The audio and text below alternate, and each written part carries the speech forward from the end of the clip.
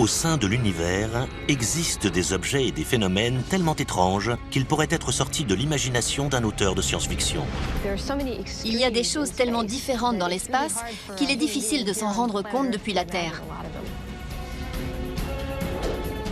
Imaginez qu'une particule puisse vous traverser, qu'une planète se cache dans notre système solaire, que des nuages soient remplis de l'alcool que nous buvons. Il y a beaucoup de choses étranges dans l'univers, mais ce sont souvent les plus étonnantes qui nous apprennent le plus à son sujet. C'est saugrenu, inexplicable et incroyablement bizarre. Partons ensemble vers l'étrangeté de notre univers.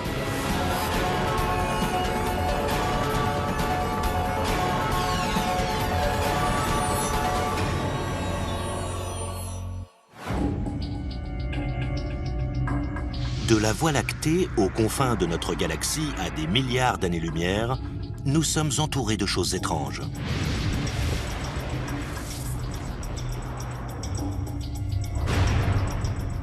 C'est difficile de comprendre certains concepts ou choses que nous trouvons dans l'espace, parce que ce qu'il y a sur la Terre est très différent.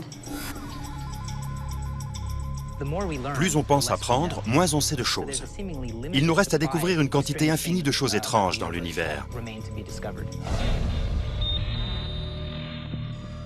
L'univers regorge d'objets et de phénomènes mystérieux que nous ne comprenons pas encore complètement. Aussi étrange que cela puisse paraître, les astronomes ont découvert des nuages interstellaires remplis du même alcool que celui que contient la bière. Il existe un nuage étrange qui est fait de molécules organiques, et en particulier d'alcool éthylique. C'est le type d'alcool que nous buvons. C'est assez drôle de se dire qu'il existe une énorme distillerie cosmique pour de vrai. Mais c'est bien le cas. Les nuages moléculaires géants sont des ensembles gigantesques de gaz et de poussière. Certains font jusqu'à 1000 fois la taille de notre propre système solaire. Leur noyau dense et imposant permet la création de molécules complexes qui peuvent produire un cocktail cosmique.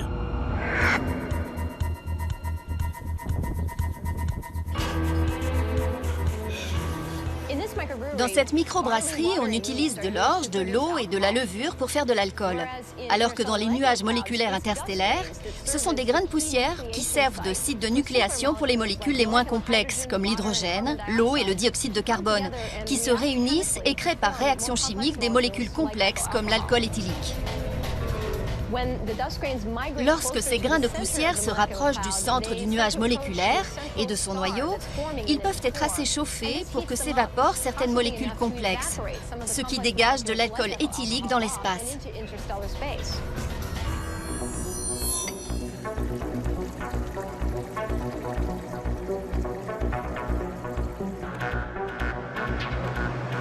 Merci. Comme dans cette microbrasserie, les grains de poussière des nuages moléculaires sont des lieux de rencontre pour que les molécules esselées se réunissent pour en former de plus complexes. Le premier nuage d'alcool a été découvert en 1975. Depuis, on a pu observer encore plus de ces nuages vraiment étranges. Le G34-3, qui se trouve dans la constellation Aquila, fait 1 millier de fois le diamètre de notre système solaire.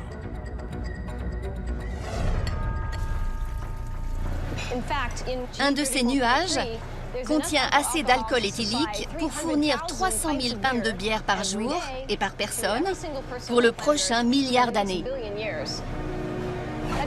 L'inconvénient, c'est que ça risquerait de nous provoquer une sacrée migraine, parce que l'alcool est mélangé à du cyanure d'hydrogène, du monoxyde de carbone, du dioxyde de carbone, de l'ammoniac et d'autres composants chimiques pas très bons. Ils ont l'air de nuages innocents qui dérivent simplement dans l'espace. Mais aussi étonnant que ça puisse paraître, ils finissent par former de nombreux systèmes stellaires, des planètes, et peut-être même une forme de vie. Sur les bordures extérieures du nuage, ces grains de poussière gelés et leurs molécules complexes restent intacts. Aujourd'hui, nous les appelons comètes. On pense qu'elle pourrait être responsable de l'apparition de certaines de ces molécules complexes au sein de notre système solaire. Elle pourrait même avoir imprégné notre planète de ces molécules qui sont la base des acides aminés dont nous avons besoin pour vivre. Notre Soleil, tout comme la Terre, a été créé à partir d'un nuage interstellaire, un peu comme ce nuage d'alcool. Si on a les bons ingrédients organiques, on a les bons ingrédients pour la vie. C'est assez étrange de se dire qu'il y a un gigantesque nuage d'alcool dans l'espace. Mais ce que j'aime, c'est qu'il y ait ces simples molécules organiques, et l'alcool en fait partie, un peu partout dans la galaxie et l'univers. Elles sont partout. Si on réduisait la Terre en poussière, ça ressemblerait à un nuage interstellaire, avec tous les composants chimiques dont nous sommes faits. Des nuages chargés d'alcool pourraient avoir contribué à la création de la vie sur Terre. Mais bien que cela puisse paraître incroyable, il pourrait exister une forme de vie dans d'autres genres d'étranges nuages. Vénus, la deuxième planète la plus proche du Soleil, a une surface brûlante. Mais étrangement, ces nuages, qui flottent à une altitude d'environ 50 km, ont une température qui leur permettrait d'abriter la vie. Les températures sont semblables à celles de la surface de la Terre. La pression atmosphérique est similaire également. Alors, si la vie est possible sur Terre, elle pourrait l'être dans les mêmes conditions sur Vénus. S'il y a de la vie dans les nuages de Vénus, comment est-elle arrivée là? L'atmosphère de Vénus est le résultat de ce qu'on appelle l'effet de serre. L'accumulation de dioxyde de carbone a provoqué une montée des températures en surface. S'il y a eu un océan liquide sur Vénus, il a dû s'évaporer et disparaître dans l'espace. Il a pu migrer dans les couches supérieures et plus accueillantes de l'atmosphère.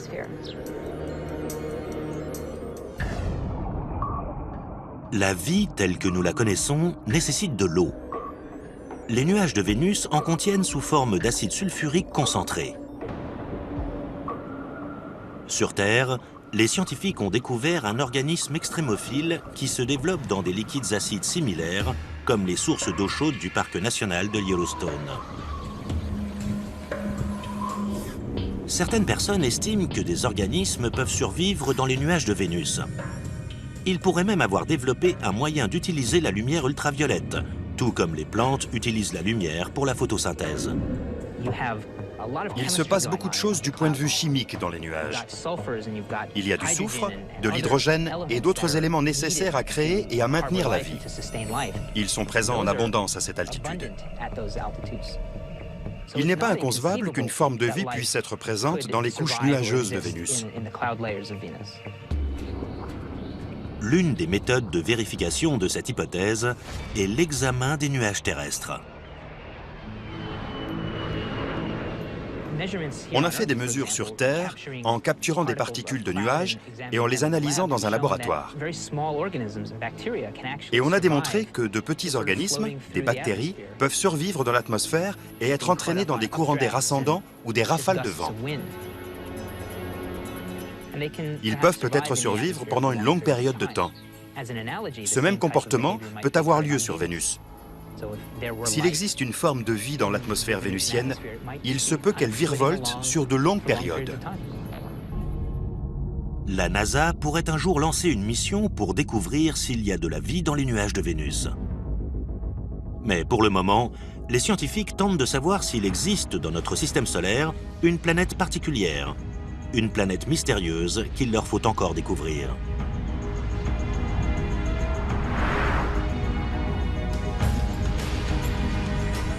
La planète X existe peut-être au-delà de Neptune.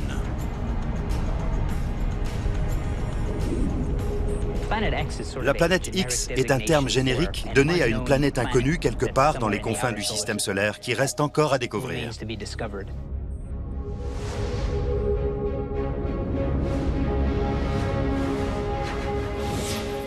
Les astronomes ont commencé à spéculer sur la possibilité d'une planète supplémentaire en observant la ceinture de Kuiper, un dépôt de roches de glace au-delà de l'orbite de Neptune. Le bord extérieur de la ceinture de Kuiper est appelé falaise de Kuiper, à cause de la densité de roches spatiales qui chutent brutalement à cet endroit. Ça pourrait être provoqué par l'interaction gravitationnelle de Neptune ou peut-être par une planète inconnue. L'une des hypothèses concernant la chute des objets dans la ceinture de Kuiper observée après 50 ou 50 unités astronomiques est qu'il pourrait y avoir une planète dans les environs qui provoquerait le phénomène observé dans cette zone. Pendant des décennies, les scientifiques se sont demandé combien de planètes comporte notre système solaire. Existe-t-il réellement une planète X? À sa découverte, Pluton a été désigné comme étant la planète X. Plus récemment, on a découvert des objets dans la ceinture de Kuiper, comme Eris ou Sedna, qu'on a également qualifiés de planète X. On peut toujours découvrir un très grand objet dans les profondeurs du système solaire. C'est pourquoi persiste l'idée que cette planète X, ou qu'une autre planète mystérieuse, se cache quelque part.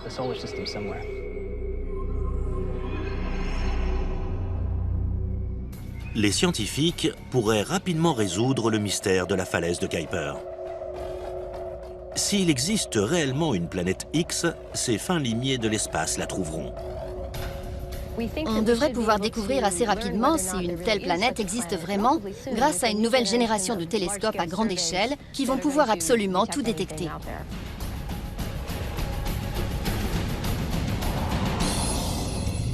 Nous ne sommes pas sûrs que la planète X existe. Mais d'autres planètes ont pu être observées dans les confins de l'espace. Et elles sont vraiment extraordinaires.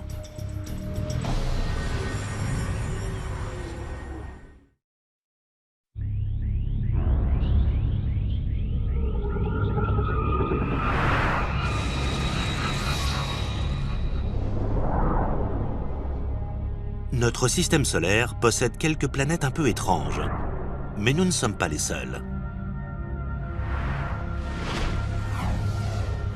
De très puissants télescopes ont identifié à ce jour près de 300 planètes situées bien au-delà de notre système solaire. On les appelle exoplanètes. Les plus étranges sont les planètes de pulsars. Contrairement à la plupart qui orbitent autour d'une étoile comme notre Soleil, ces planètes tournent autour d'une étoile à neutrons en rotation rapide appelée pulsar, qui émettent un faisceau de lumière par rayonnement électromagnétique, un peu comme un phare. Dans les années 90, des scientifiques ont découvert un trio de planètes de pulsars dans la constellation de la Vierge à environ 900 années-lumière. À mon avis, ce sont les planètes les plus étranges de l'univers. Ces planètes sont vraiment proches du pulsar. Et ce n'est pas vraiment l'endroit idéal. Personne ne s'attendait à trouver des planètes à cet endroit, parce qu'un pulsar ou une étoile à neutrons est en fait le résidu d'une explosion de supernova.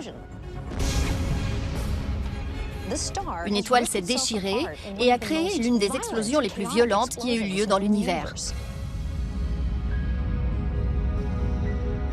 Alors qu'est-ce que ces planètes font là? C'était une vraie surprise.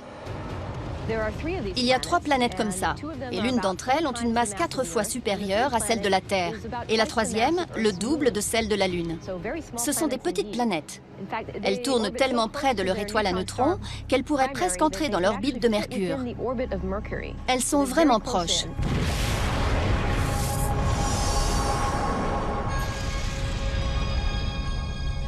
Une question persiste. Comment ces planètes ont-elles survécu à la supernova? Si la même chose arrivait à notre Soleil, les planètes du système solaire se vaporiseraient.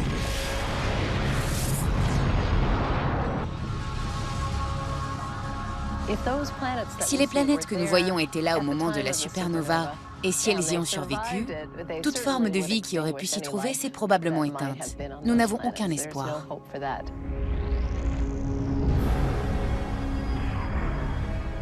La puissance, l'énergie et les radiations provoquées par la supernova auraient été fatales pour absolument tout. Si les 3 planètes n'étaient pas dans l'orbite de l'étoile au moment de son explosion, comment serait-elle arrivée là? Peut-être que ces étranges planètes de pulsars ont été créées à partir des débris de la supernova, l'étoile qui a explosé. Peut-être qu'une partie de l'étoile ne s'est pas vraiment échappée et qu'elle contenait assez de matière pour que les 3 planètes puissent être formées. Nous n'avons aucune certitude à ce sujet. elles remettent tout ce que nous pensions en question. Les planètes de pulsars nous offrent un tout nouvel aperçu sur la formation des systèmes solaires dans l'univers. Si les planètes de pulsars se sont formées après l'explosion de la supernova, cela prouve que la formation des planètes peut se faire dans des environnements assez extrêmes et inattendus. On n'a peut-être pas besoin de quelque chose d'aussi ordonné que le gaz qui a formé notre système planétaire. C'est une bonne chose. Mais si elles étaient présentes avant l'explosion et sont restées liées à l'étoile, c'est très intéressant, car ça démontre que le lien entre les planètes peut survivre dans certaines circonstances. Les planètes de pulsars sont de vraies curiosités. Mais les étoiles à neutrons ou les pulsars autour desquels elles gravitent sont également très étranges.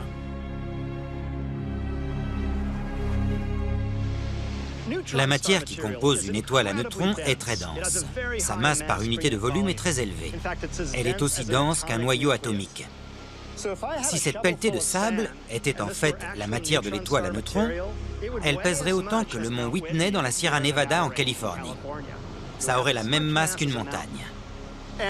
Et si on remplissait un seau de cette matière, il pèserait autant que le mont Everest, le plus haut sommet sur Terre. Je peux soulever un seau de sable assez facilement, mais si c'était de la matière d'étoile à neutrons, je ne pourrais jamais soulever le mont Everest, ce qui prouve à quel point cette matière est dense.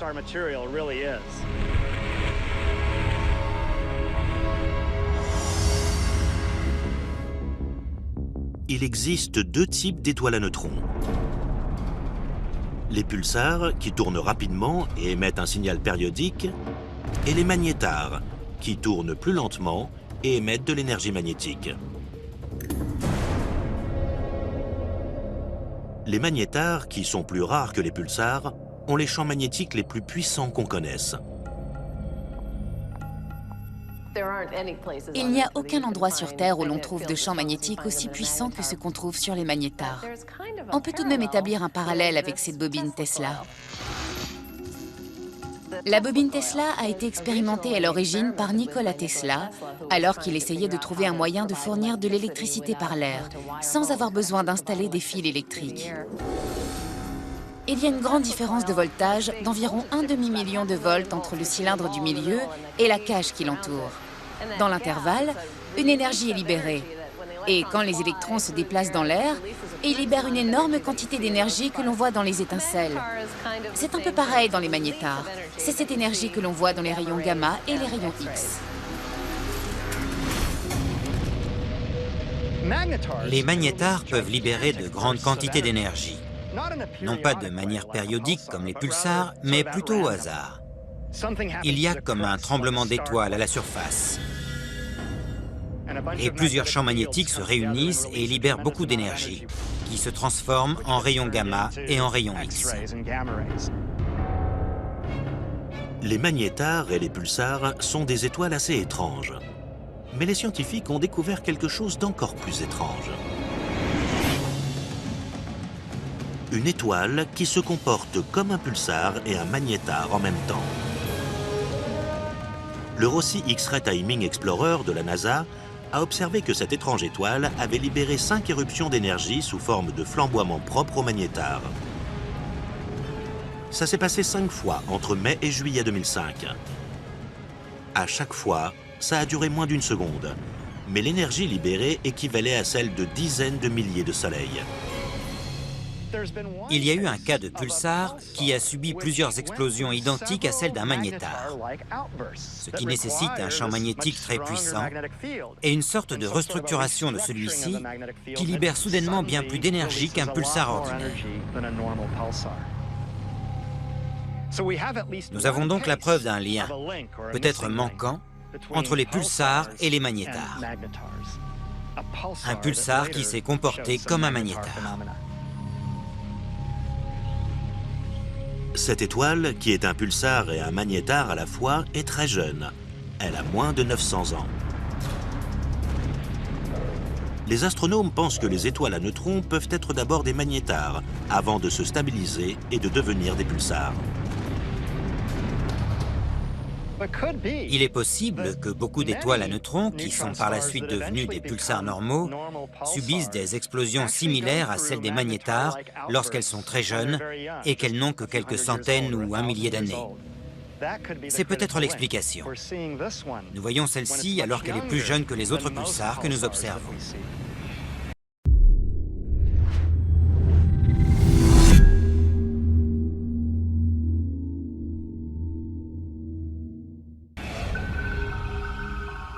Il existe des étoiles inhabituelles dans le cosmos. Mais il y a d'autres choses tout aussi étranges dans l'espace. Récemment, les scientifiques ont résolu le mystère qui entourait l'un des éléments les plus insaisissables de l'univers, une particule fantôme qui nous traverse chaque seconde de chaque jour.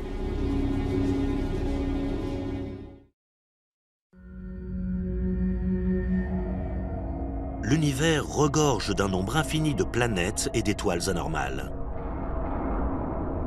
En parallèle, il existe tout autant de choses étranges et plus petites dans l'espace. Les êtres humains, tout comme l'univers, sont faits de matière normale, qui consiste essentiellement en 4 particules fondamentales. L'une d'elles est une particule fantôme appelée neutrino. Pour moi, les neutrinos font partie des éléments de matière normale les plus étranges de l'univers. En ce moment même, il y a 50 trillions de neutrinos provenant du Soleil qui traversent mon corps. Et il y a d'autres neutrinos provenant d'autres étoiles qui traversent la Terre en toutes directions. Ces choses me pénètrent par trillions chaque seconde. Mais nous n'en avons même pas conscience. Elles n'interagissent pas vraiment avec nous. Il existe une petite particule étrange du nom de neutrino, ce qui veut dire le petit neutre en italien. Sa masse est très faible. C'est une infime quantité de presque rien. Mais il contient de l'énergie et il traverse l'espace presque à la vitesse de la lumière.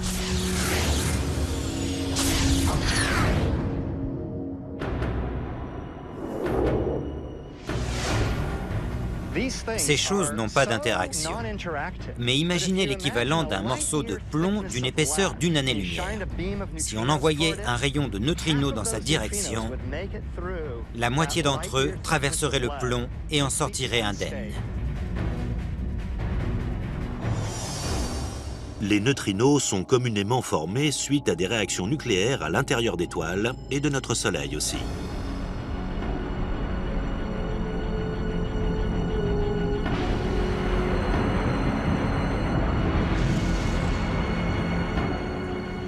Environ 60 milliards de neutrinos solaires nous traversent à chaque seconde.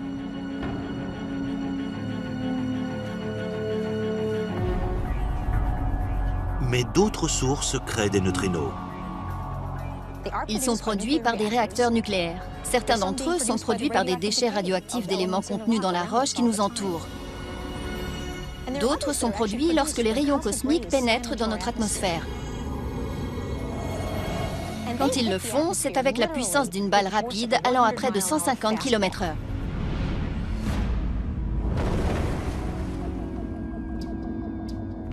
Un grand nombre de neutrinos ont été libérés dans l'univers immédiatement après le Big Bang, tout comme d'autres particules ainsi que de la lumière. Les humains sont les descendants de ce mélange.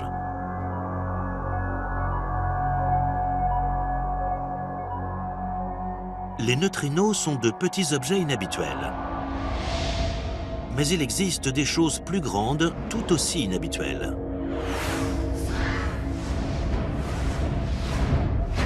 Les astéroïdes sont des restes rocheux de la formation du système solaire. Ces rochers de l'espace sont à la base en orbite dans la ceinture d'astéroïdes entre Jupiter et Mars.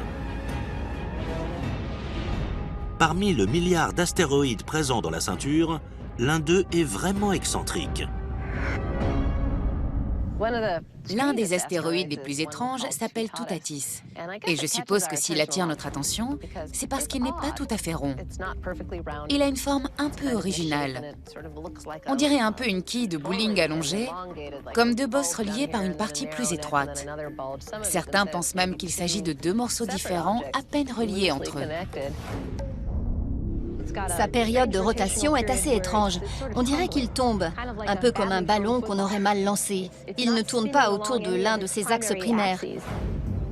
On dirait qu'il dérive dans l'espace, qu'il tourne en suivant 3 axes.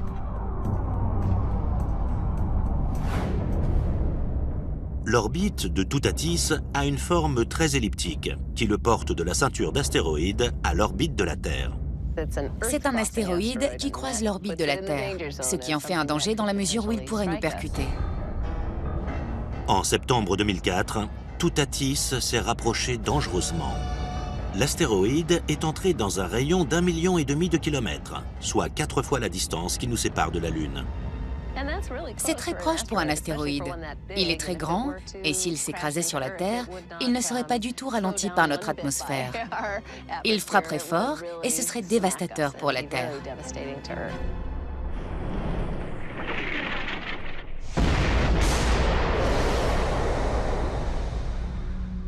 Il ne repassera pas si près avant le 26e siècle, donc dans plusieurs centaines d'années. On est hors de danger en ce qui concerne Toutatis, mais il faut quand même garder un œil dessus. Toutatis n'est pas un astéroïde comme les autres. Mais il y a des corps célestes bien plus grands et plus étranges qui errent dans l'univers. Une lune, également appelée satellite, est un corps céleste qui tourne autour d'une planète ou d'un objet plus petit, comme une planète naine ou un astéroïde. Il existe environ 240 lunes rien que dans notre système solaire. Pourtant, notre Lune est le seul satellite du système solaire qui éclipse totalement le Soleil.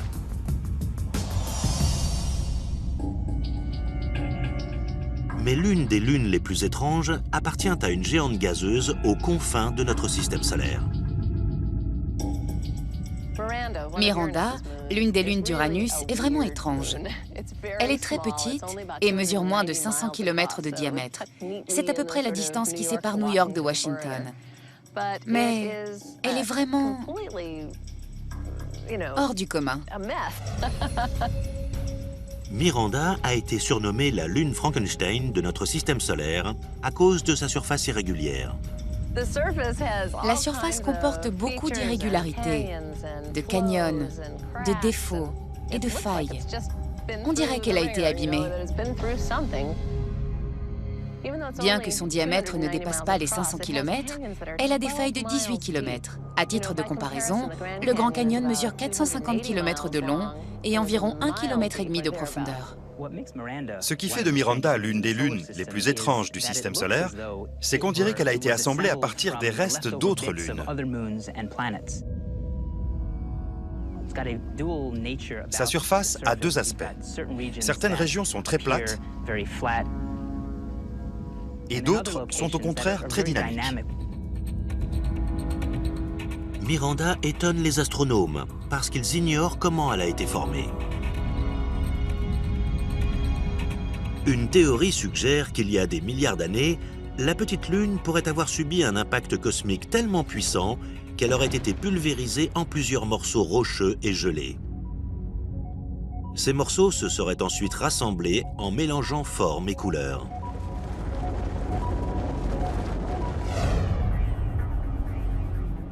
Mais une autre hypothèse suggère que la surface de Miranda est le résultat de la création de failles dues à des pressions énormes qui poussent de grandes masses rocheuses au-delà de leurs limites.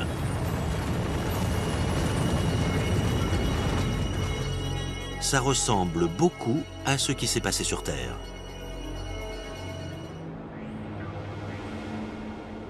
Vasquez Rocks, en Californie, est apparu parce que 2 plaques tectoniques se sont rencontrées et ont exercé une grande pression l'une contre l'autre. Afin de soulager cette pression, on crée des plis à la surface, d'où ces grandes irrégularités que l'on observe partout. Quelque chose de similaire se passe sur Miranda, où il y a une pression énorme sur la surface qui cause la création de plis et de failles, d'où les pics et les escarpements que nous voyons. Miranda n'est qu'un des objets inexplicables parmi 1 million d'autres qui composent la Voie lactée. Mais notre galaxie n'est pas la plus bizarre de l'univers. Il y en a d'autres qui nous obligent à redéfinir le mot « étrange ».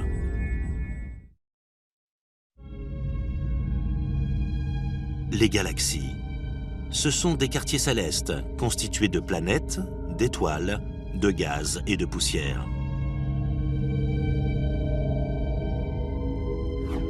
Il en existe au moins 100 milliards dans l'univers qu'il nous est possible d'observer.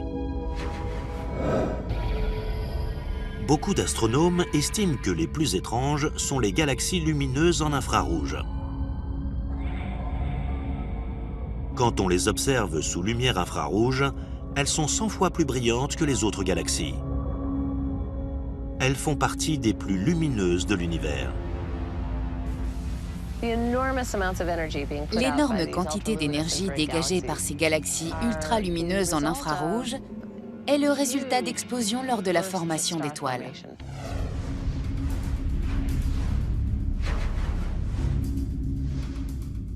Dans notre galaxie, une étoile de la taille du Soleil naît chaque année. Mais dans ces galaxies lumineuses en infrarouge, une centaine de nouvelles étoiles se forment chaque année. Les étoiles sont formées à partir de gaz interstellaires et sont entourées de poussière. On ne peut pas vraiment voir ce processus de formation, mais toute cette énergie réchauffe la poussière, qui à son tour brille sous la lumière infrarouge. On voit toute l'énergie de toutes ces générations d'étoiles être absorbée et rayonner de nouveau en infrarouge à travers la poussière de ces galaxies. C'est comme s'il y avait un voile autour de ces galaxies, et ce voile brille lui aussi très fort.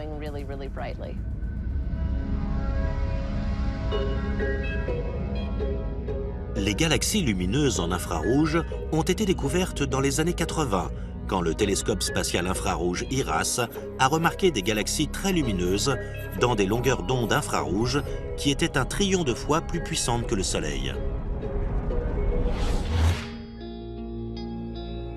L'une de ces galaxies les plus lumineuses a été identifiée sous le nom F15307 + 3252.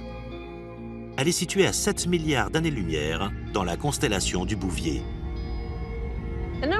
Les numéros dans ces noms font référence à la direction et aux coordonnées dans le ciel auxquelles on peut trouver l'élément. Celui-ci est très lumineux à une certaine distance. Et c'est une découverte très intéressante car il y a tant d'étoiles en formation et nous voulons comprendre pourquoi. Comment est-ce que ça s'est produit? Qu'est-ce qui a déclenché cette grande quantité de formation d'étoiles que nous observons? L'une des hypothèses est que ces galaxies sont très actives parce qu'elles sont le résultat soit de fusion, soit de tentatives de fusion avec d'autres galaxies. Quand une galaxie se rapproche d'une autre, ou même entre en collision avec elle, il peut y avoir une compression d'une grande quantité de gaz, qui peut déclencher une vague de formation d'étoiles ou canaliser de manière efficace le gaz dans un trou noir, ce qui crée de la chaleur autour du disque d'accrétion. À ce jour, nous recherchons encore activement l'explication du processus qui crée ces galaxies inhabituelles.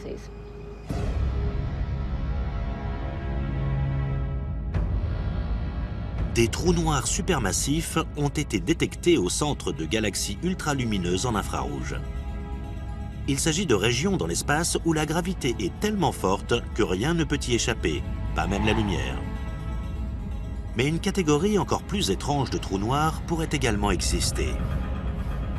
Les micro-trous noirs sont une sorte hypothétique d'éléments plus petits que le noyau d'un atome.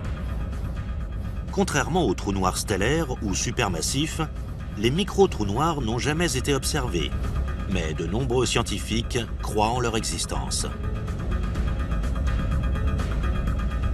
Les micro-trous noirs sont probablement très communs. Il y en a peut-être un là sous mon nez, un là, un autre là. On ne le saura peut-être jamais. Les micro-trous noirs sont peut-être des restes du Big Bang. L'explosion aurait pu concentrer de la matière pour qu'elle forme des trous noirs trop petits pour être observables au microscope. Plus le trou noir est petit, plus vite il perd de la masse. Donc si un tout petit trou noir de la masse d'une montagne avait été créé peu après le Big Bang, alors aujourd'hui, 14 milliards d'années plus tard, il se serait évaporé tellement vite que les résidus se seraient évaporés également dans une explosion colossale.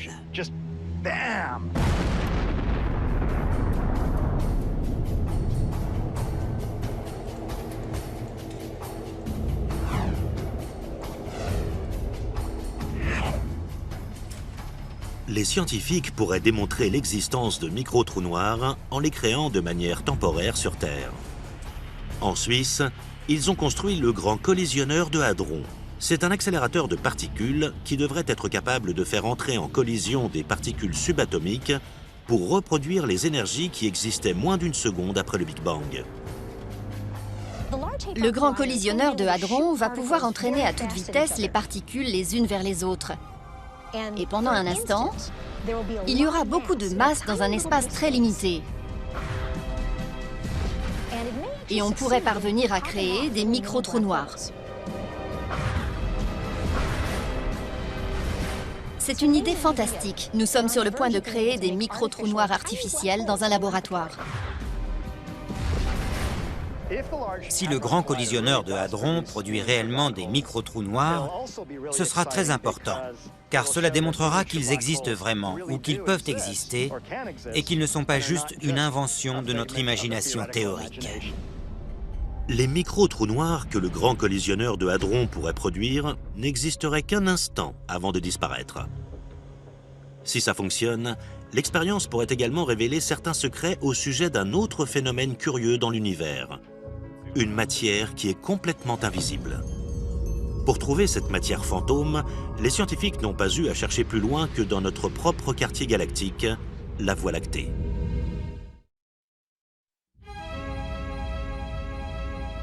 Aussi étrange que cela puisse paraître, les planètes, les étoiles, les lunes et les galaxies représentent moins de 20% de toute la matière présente dans l'univers.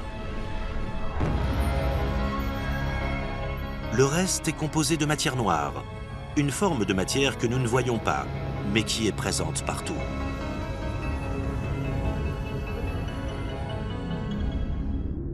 L'idée de la matière noire a pour la première fois été introduite au début des années 30, mais peu de scientifiques y ont cru à l'époque.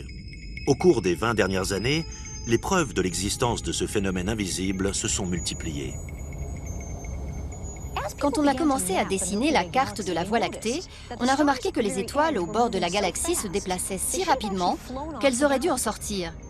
Mais ce n'est pas le cas. Elles sont retenues par quelque chose d'invisible, quelque chose qui ajoute de la force d'attraction à la galaxie, de la gravité. Mais nous ne savions pas ce que ça pouvait être. C'est étrange de se dire qu'on ne peut même pas voir une partie de l'univers. On détecte la matière noire parce qu'elle agit sur la gravité de la masse qui nous est visible.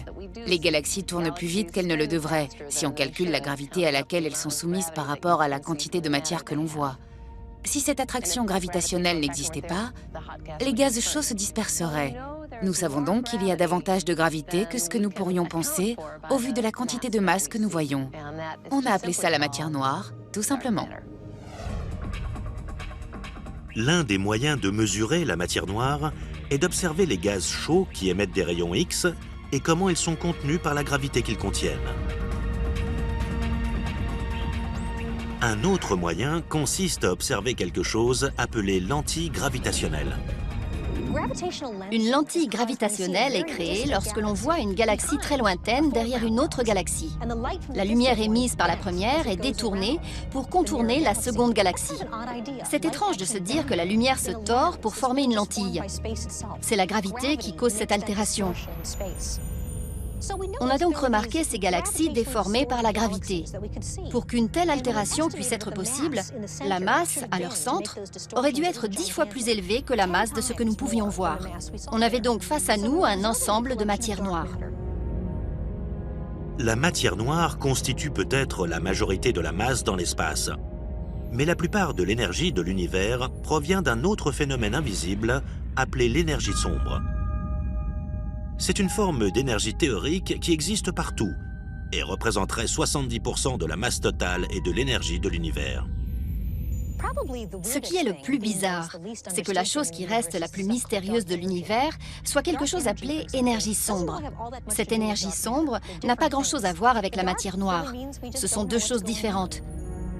L'énergie sombre a été observée pour la première fois en 1998, lorsque les dimensions d'étoiles qui explosaient ont été utilisées pour déterminer la distance des galaxies. On a pu démontrer qu'elles étaient bien plus lointaines que ce qu'on imaginait dans un univers qui ralentit avec le temps. Les astronomes ont ainsi conclu que l'univers s'étend de plus en plus rapidement. Ça peut être dû à l'énergie sombre. L'univers est rempli de cette énergie sombre répulsive. C'est quelque chose d'étrange qui cause l'accélération de l'expansion de l'univers au fil du temps.